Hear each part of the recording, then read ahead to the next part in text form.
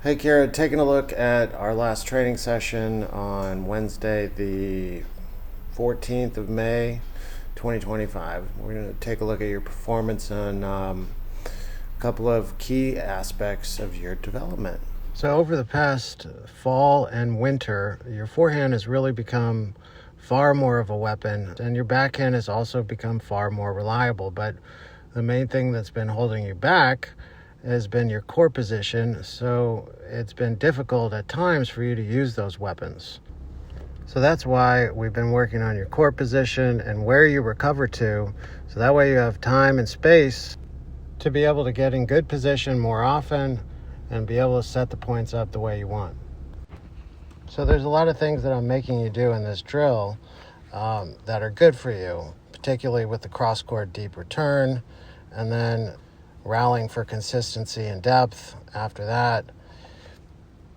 But look, we said before we started, if you remember, that you make it first about where you were recovering to, and second about the shots. And that's not what it looks like in this particular rally. You're just kind of hanging out behind the baseline instead of trying to get back to where you would need to recover in a point.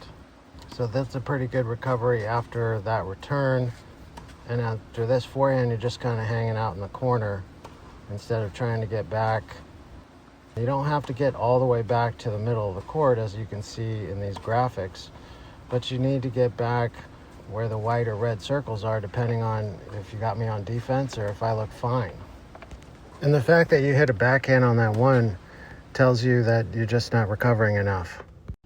So quick sidebar, I want you to recognize what your posture and body language is. I know you were annoyed after missing this particular shot, but whenever you get upset, this is what your body language needs to look like. Back straight, good posture, and hands and eyes on the strings. It tells your opponent that you're fine and you're ready to play another good point. It doesn't tell your opponent that you're upset, and it helps you get over being annoyed for missing that shot. The better your body language is, the better you will compete. And we'll have a little bit more on that later in this video. Okay, so back to the core positioning and recovering.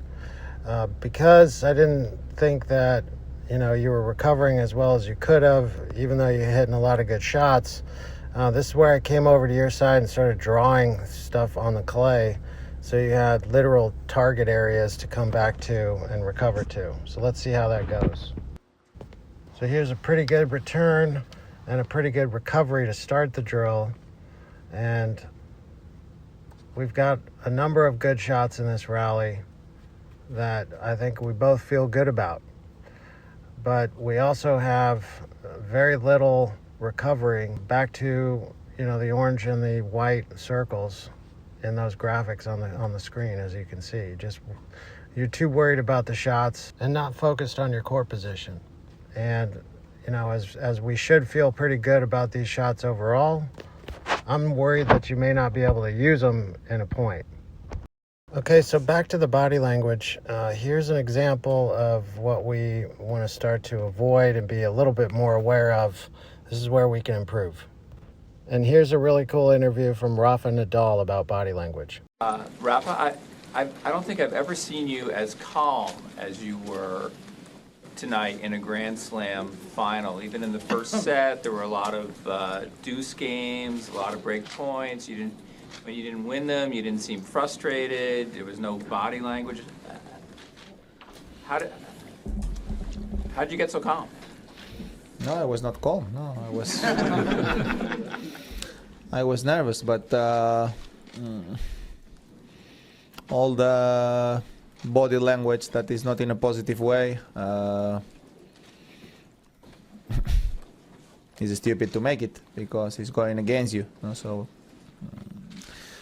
it's one of the things that I tried to do all my life, that the body language helps me not go against me, because it's one of the things that depends on just on me, not on the opponent. So it was not the day to have a negative body language, completely the opposite, and just to accept all the moments. When you play a Grand Slam final, that you're gonna be nervous. You're gonna miss probably some opportunities with break points. I missed a couple of returns. He played well, but that's part of the game, and I have been ready to accept all these moments and to, as I said before, to compete well all the tournament.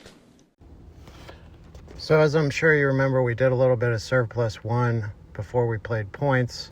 And, you know, as you can see, like, we still got a little bit of work to do to improve that recovery on the serve. Like that last one you didn't even move for because you couldn't get to it because you didn't really recover after the serve.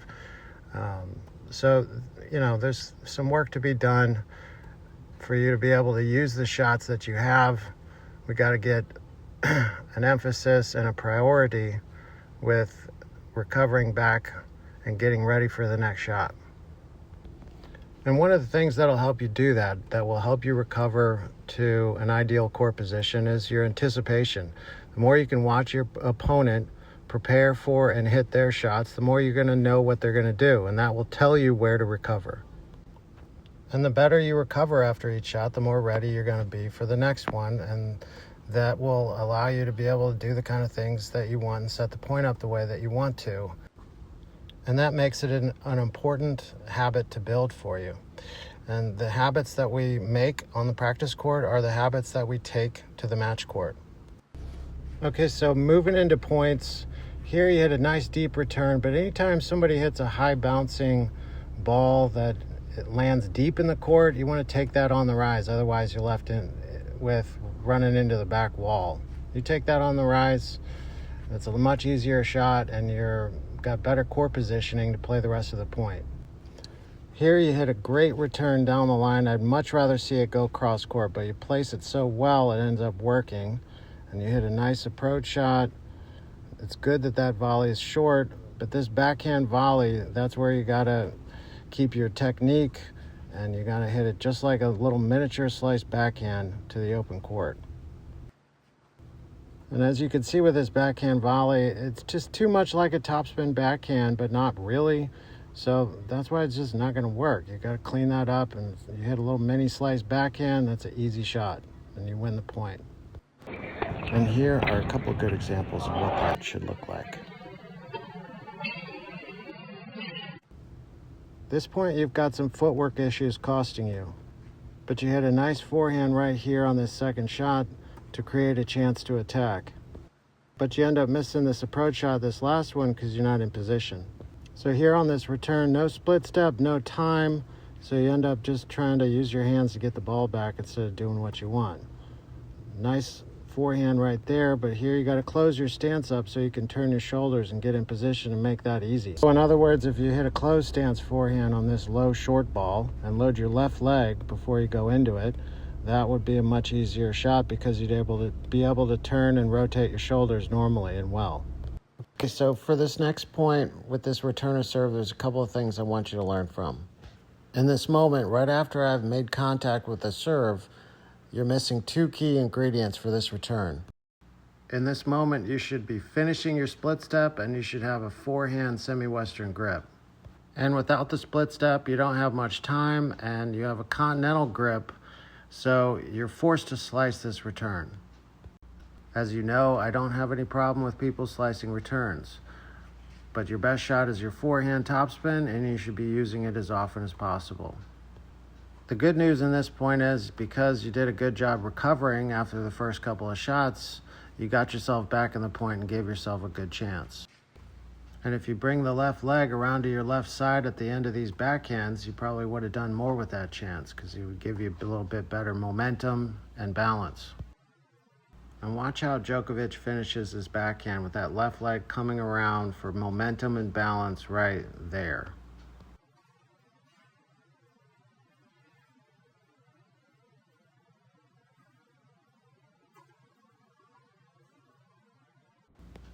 This next point, this is how you should be playing every point. You start off with a nice deep cross-court return. You're moving the ball around, a lot of three-quarter pace with shape cross-court, and you're recovering every single time. And you're using your forehand whenever you can. You know, this is how you should be playing all the time, every point, as often as you can.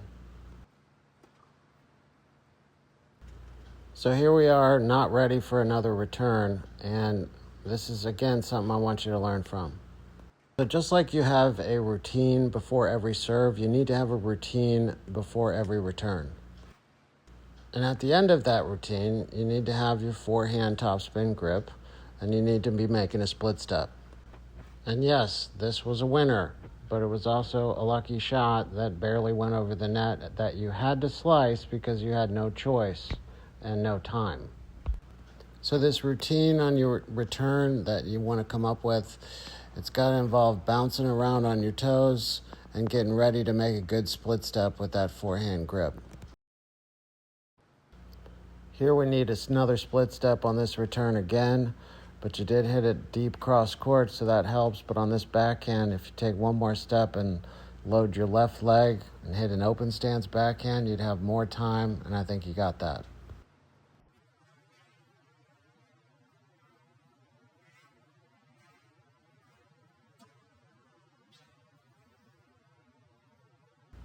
So on this backhand return, you can't go down the line because even if you make it, you're going to put yourself on the run. So you can go down the line on returns when they're easy. This is not that one. You got to take this return deep cross court or deep middle.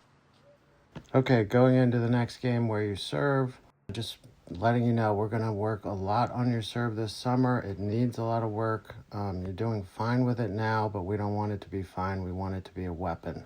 So that'll be one of our big goals this summer, is to turn your serve into a weapon. And this first point is a good example of why recovering well helps you play well. You got a nice recovery after this serve, and that gives you time to make a split step and go hit a comfortable forehand down the line for a winner.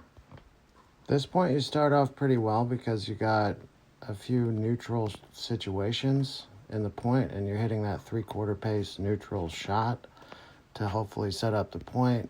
And then the last one right here, you got another neutral situation, but you're trying to go for it all. That's impatient. You got to hit another neutral ball to set up the point instead of trying to go for a winner. And here your body language is costing you again. You do this in a tournament like that with your body language, you're just going to make your opponent feel better and better and more confident all the time. This point goes largely the same way. You've got all these neutral situations to start the point, and you do a pretty good job, even though this particular backhand out wide you need to go cross court with. You do a pretty good job this point of hitting that 3/4 pace, and then you get impatient at the end and go for too much in another neutral position. This last one needs to go cross court with some shape in that 3/4 pace. This point, I'd like to see more spin on that second serve, but you did a good job recovering, so you gave yourself a real chance here. And after this forehand, you get back nicely, recovering well, and you get way up there inside the court. That one, you got to go to the net behind. And because you didn't, now you got to back up, and you get rushed on the next shot. So in the future, anytime you get this far up inside the court, you got to hit an approach shot and go to the net because it's too tough to try to recover backwards and back to the baseline. This first point, no split step on the return and no time, so it's too tough. Make a split step on every return and you'll have a lot more time to do what you want. I really like your movement and choices overall in this point, except the last couple of backhands, the way you're finishing. But you're recovering well, and you're making split steps, and you're hitting a lot of 3/4 pace to set up the point.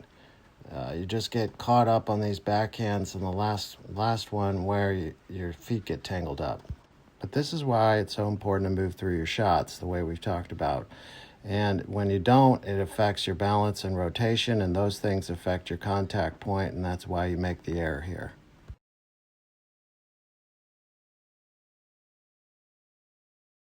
If we add a routine and a split step to this return to serve, then I'd say this is how we want to be playing every point that your opponent is serving. because every shot you're recovering afterwards and you're using your 3/4 pace to push me back or pull me wide, and you're looking to control the point with your forehand. This is another example of a return to serve you're not ready for, so you just got to make a split step with that forehand topspin grip. Here you do a nice job using that 3/4 pace and recovering after each shot, and it pays off. It gives you a chance to attack with the forehand, and then you hit a couple of nice volleys to finish it off. So hopefully watching this video will help you come up with some short-term goals. And, you know, obviously recovering after every shot is going to be a big deal for you. And we want to come up with a routine and split step with your return to serve. We got to keep working on finishing your feet with that backhand. And we want to stay aware of your body language.